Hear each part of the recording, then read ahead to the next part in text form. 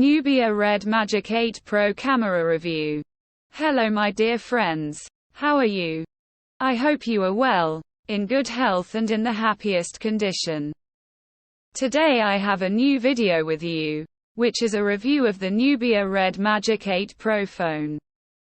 I hope you like it, but before watching the video, subscribe to the channel to receive everything new. Now let's continue the explanation. New triple camera setup.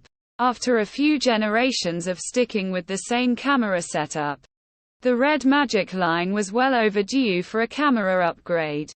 We're glad to see the budget 64 megapixels main camera gone and replaced by the Samsung GN5's 50 megapixels main camera. The full sensor model number is ISO CELLS5KGN5. It's a 1/1.57-inch sensor with 1.0 micrometers pixels with a dual tetrapixel RGB bi-color filter and dual pixel pro-phase detection autofocus. It is located behind the f1.88 lens. The main camera is complemented by an 8-megapixel ultra-wide camera with a 120-degree angle, 13 mm. We couldn't find exact information on its sensor model, but Nubia indicates that it uses a 1/4.0-inch sensor with 1.12 micrometers pixels behind an f2.2 lens. The ultra-wide range lacks autofocus. Finally, there is a 2-megapixel camera. The Galaxy Core GC02M1 fixed focus macro camera is located on the back of the Red Magic 8 Pro. The Red Magic 8 Pro has a selfie camera below the display. Nubia says it's a second-generation unit developed in collaboration with BOE, the display manufacturer, to bring improvements in peak camera brightness and color accuracy, and also to make it as hidden as possible. In terms of hardware, the selfie camera is the same 16 megapixels OV16E1Q found on the Red Magic 7 Pro, and some other devices like the ZTE Axon 30 and Axon 40 Ultra. It's a 1/2.8-inch sensor with 1.12 micrometers pixels and fixed focus. Camera menus. Judging by the overall UI, little has changed in the default camera app for several generations now, so it wasn't hard to find our way around it. The camera menu works as usual. Camera modes are switched with a simple swipe left and right in a circular pattern. The additional settings menu is placed in the top right corner of the viewfinder, and the dedicated Pro mode offers quite a few settings you can play with. When shooting close-up, you get a little magnifying lens that you can move around the viewfinder, but more importantly, it reaches peak focus. It allows you to hit the correct focus distance instead of guessing. We found this feature particularly useful given the lack of autofocus support. We just wish the macro camera would get its own look. Interestingly, the Pro mode works not only with the main camera but also with the ultra-wide camera, but not with the macro or selfie camera. Daytime camera quality. The main camera on the Red Magic 8 Pro takes 12.5 megapixel still photos by default. These devices are highly effective in daylight with lots of fine detail and beautiful, realistic colors. However, these shots have their drawbacks. The dynamic range, while respectable, could be better. The main camera can be forced to take full-sized 50 megapixel stills as well. These tend to have a bit more detail than their regular counterparts, with mostly the same overall quality in other aspects. While the Red Magic 8 Pro is particularly lacking in a telephoto camera. The main snapper has plenty of resolution for taking some very nice 2x zoom shots. This quality is mostly compared to 1x images from the same camera. The main camera does an equally good job of taking selfies. Subject detection and separation are nearly perfect. And the quality of the background blur is very convincing. Portrait mode works well for non-human subjects, too. Of course, hairy subjects are especially tripped up. Here's how the leading camera stacks up to the competition in our comprehensive comparison. Database. The 8-megapixel ultra-wide camera takes acceptable but largely unimpressive photos. There is a fair amount of detail on this camera, but it tends to look very soft and even blurry at times. Dynamic range is decent, and there's no obvious extra corner softness to be noticed. Colors look quite washed out and subdued, although nothing like those of the main camera. However, depending on your preferences, these can look more realistic in certain scenarios. So we won't criticize them too harshly apart from the lack of consistency across cameras. Shots from the 2 megapixels macro camera are surprisingly good and certainly usable. Although this camera has fixed focus, its focal plane is fairly wide and forgiving. Additionally, we really appreciated the addition of focus lines in the macro camera UI. Details are good, as are the colors.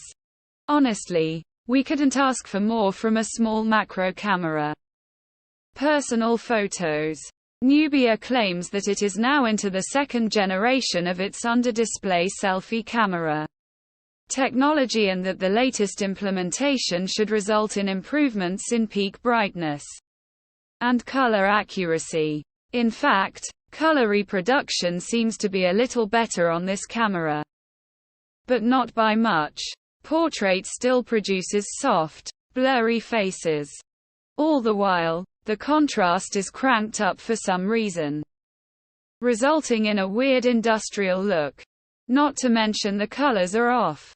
While these photos are far from unusable, it's clear that the selfie camera still suffers from some technical limitations since it's located below the screen. One example of this is the strange color effects that appear on any light source in the frame. However, in a gaming phone like the Red Magic 8 Pro, we know that the edge-to-edge uninterrupted viewing experience naturally takes precedence over a great selfie camera. Video quality.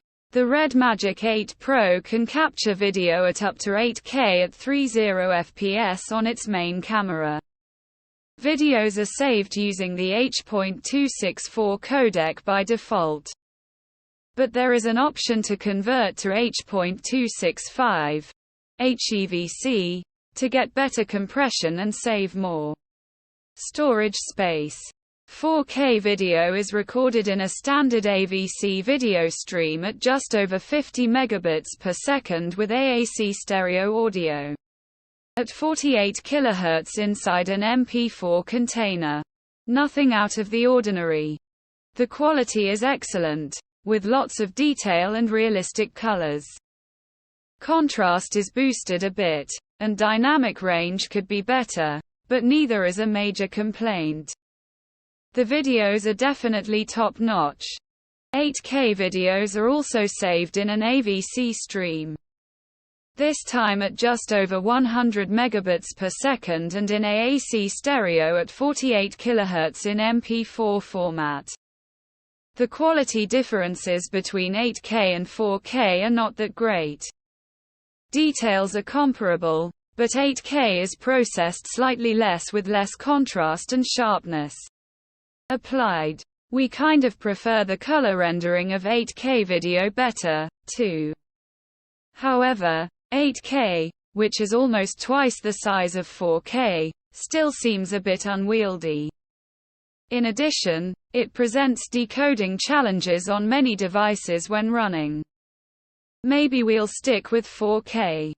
Here's how the Red Magic 8 Pro stacks up against the 4K and 8K competition in our video comparison test database. Pixels peep away. The Red Magic 8 Pro has excellent EIS on its 4K main camera. It does a great job of smoothing out bumps and vibrations and leaves behind only a slight focus catch, which is easy to live with. Interestingly, we didn't find a way to capture video with the Red Magic 8 Pro's ultra-wide camera at all. The selfie camera can capture 1080p video, but the results are a bit disappointing. Details aren't great, especially facial features. Contrast and saturation are cranked up, and the camera doesn't handle light sources well, just like it does with still images. There is no EIS available for the selfie camera. Camera quality in low light. The Red Magic 8 Pro takes good low light photos from its main camera. Details, colors and exposure are generally good. Dynamic range again leaves more to be desired, and highlights are frequently clipped. The Red Magic 8 Pro has a night mode on the main camera. It can be automated, although this rarely happens in our experience. Night mode noticeably improves light sources and dark areas and does not take long to capture and process, just a few seconds. However, night mode also boosts the contrast quite highly and applies more sharpness to the frame, resulting in a gritty, over-processed look. The pictures still look good, but we've seen better. Night mode is only available for the main camera. You can't use it on the ultra-wide camera or selfie camera at all, which is a real shame. Speaking of the ultra-wide camera, it suffers very badly in low-light conditions. Images appear soft and blurry with very little detail and blown-out light sources. Low-light selfies are barely usable. It's a blurry mess, very soft and noisy. Second generation, though it may be. The under-screen camera technology still needs a lot of work. Low-light video from the main camera looks very nice, with great detail and color and low noise. It's a little on the dark side, but that's not a deal breaker. At the end of the video, I thank you for watching and I hope you liked it. And see you in a good video.